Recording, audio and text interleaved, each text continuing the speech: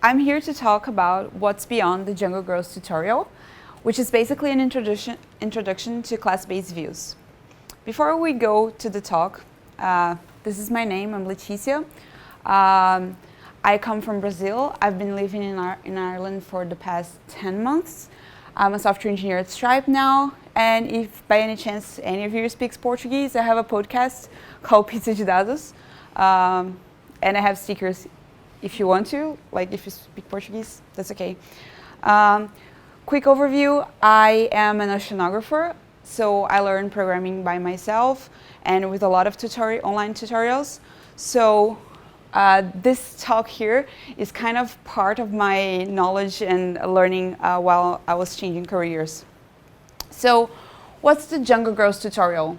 The Django Girls tutorial is basically a workshop for people that can have some background in programming, but basically it's a workshop done for people that are not familiar with programming. So basically you can in one day start and finish a whole application deployed, and which is basically a personal blog.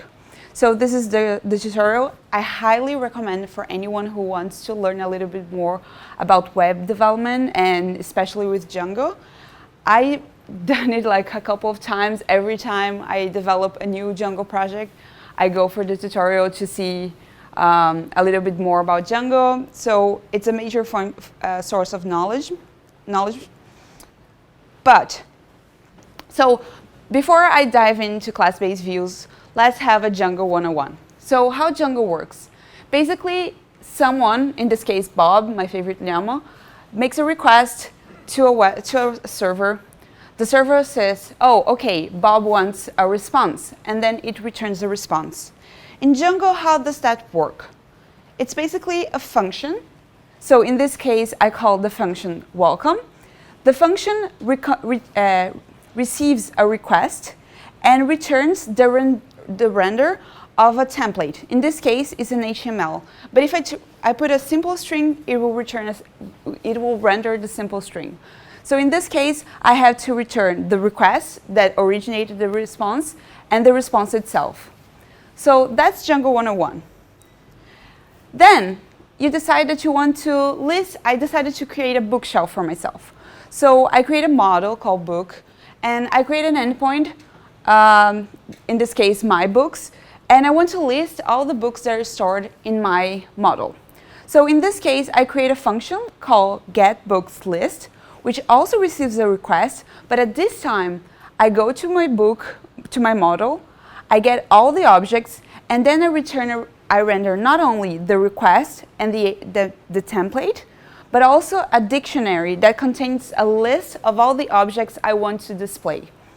So things are still pretty simple. We're still getting everything we wanted. We have like a 5-line function. Things are cool.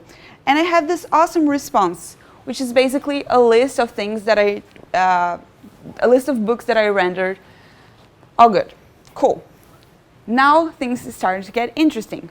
I want to get a specific book. Well, now I have to go to my model.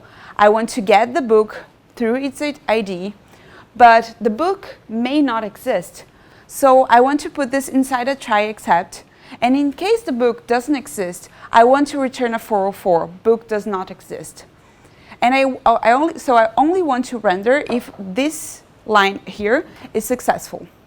Okay, not the best thing in the world, but it still works and still pretty simple. Now things get interesting. If you want to update a book, you have to have this logic of try except, but also you need to handle get and post differently. If the person makes a get to this specific endpoint, I wanted to display the form for update. If it returns a post, I want to actually get the information from the post and update the model inside my models. Okay, this is not nice. Things are getting messy, and this is a real life example. I was trying to do an application following the Django Girls tutorial, and I end up with this, and I'm like, this is not good. And I'm pretty sure I'm not getting all the corner cases. If you look at this, I'm not even thinking about authentication, for example. So things are not good. How can we solve this? That's when we have, oh yeah, and you get the feeling that that's expectation and the reality is much, much different, messy, and ugly. And that feeling like, oh no, this is not good. I think we all pass through that. So that's where class-based views come from.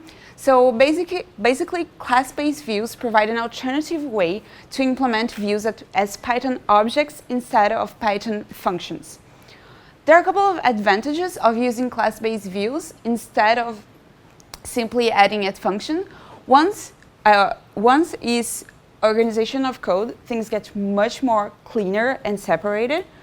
The second is the use of mixins, which is basically classes that you can inherit from, and it makes things more reusable and more clean as well. Why reinvent the wheel? So we started with Django 201. We still want the same thing. Bob wants a request and makes a request and wants a response. So what happens now is that instead of we create a function, we create a class. In this case, I call welcome view. And from generic, I import the template view. The template view my welcome view will inherit from the template view, and I have just listing the template name. I don't have to preoccupy about rendering.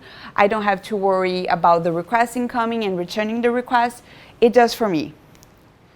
Okay, still not a lot of advantages here. We only have 2 lines still, but okay. Now listing books. Now things start to get interesting. Instead of having this huge function, now I get list view, I inherit my books view from list view, and I just pass the model. I don't have to do a query. I don't have to worry about that. I have to worry about anything. I can still use my template name from last time, and things will work.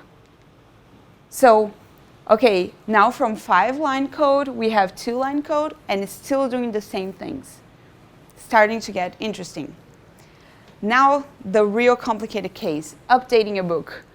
It's the same thing. We also pass a model. We also pass a template name.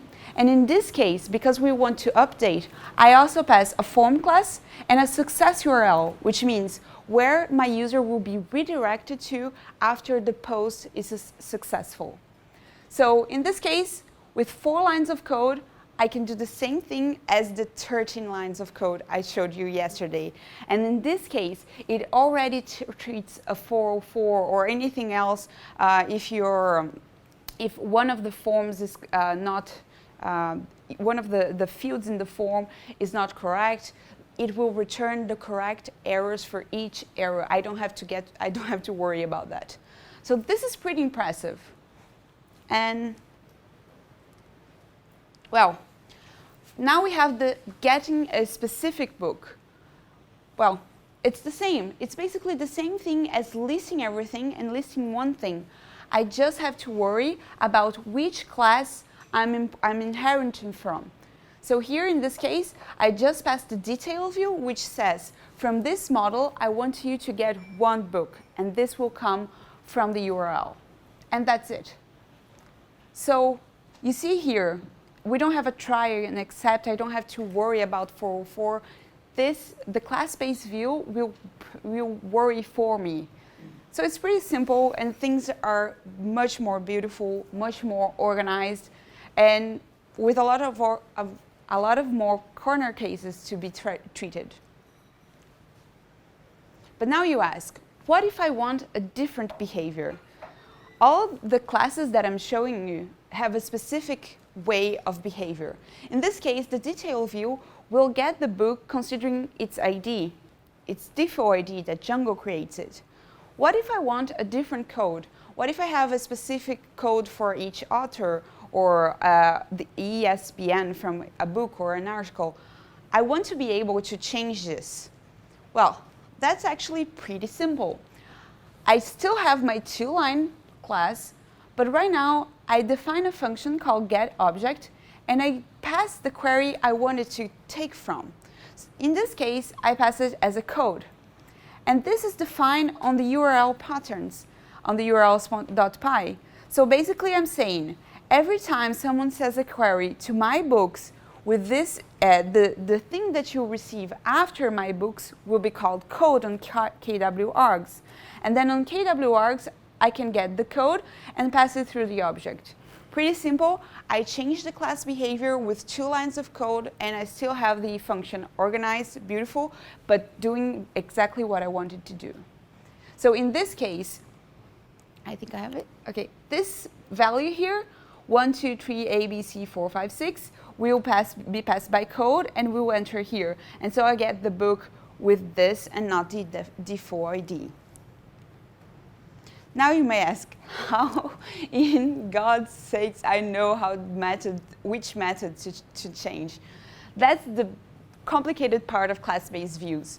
For you to change the default behavior, it's kind of tricky, and that's where I'm at, this website. So this website is like the Bible of class-based views. You have everything. So in this case, we wanted to change the detail view. So you can see here that we have the generic detail view. If you click there, you see here that I have what's the detail view, what this class-based views actually do, where it inherits from, so you can actually go back all the way back and see all the functions and all the things that were done into that. You can also see all the default attributes that the class have, so you can change with a lot of things and make your class-based view closer to what you wanted. And also, you have the methods. And if you see here, it says that this is a model instance looked up for self-query set, but the view will support display of any object by overriding self-getObject. So it's pretty simple, and it's like a really Bible. I use it so many times. It's awesome. Well, are we forgetting anything? Yes, authentication. Like the main thing that you use Django for is because it's so easy and things are already pre-built. And authentication is a big, big part of it. We don't want to worry about authentication. We just want it to work. So how does that work on class-based views? Basically, it's one line. We also get a login require mixin from this beautiful path, and then you pass it here, and then add a login URL. So if your user tries to reach this endpoint and it's not logged in the system will know that and automatically redirect it to the login page. And that's it. All the endpoints that have this and have this login URL will have already be blocked by authentication. So this is pretty beautiful. We're already dealing with a lot of cases with 2 or 3 lines of code. Well, this is just a basic example. I created a project called Class-Based Views Example, which basically implements the 2 ways. And I have a blog post that is basically what I said today. But if you want to know more, all the links and everything will be there. And I work for Stripe. We're hiring, so if you want to work with me, you can go to our website or talk to me after the talk. And that's it. Thank you.